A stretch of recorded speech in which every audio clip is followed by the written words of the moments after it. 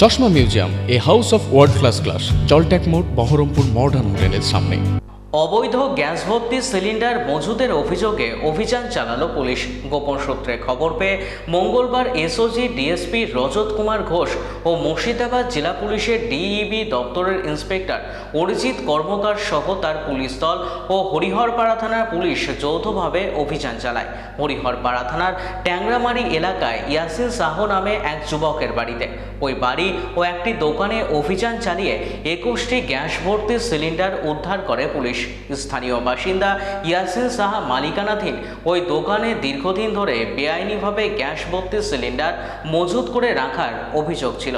এদিন হঠাৎ করে সেখানে পৌঁছে তল্লাশি চালিয়ে 21টি অবৈধ গ্যাস ভর্তি সিলিন্ডার বাজেয়াপ্ত করা হয় বলে জানা যায়।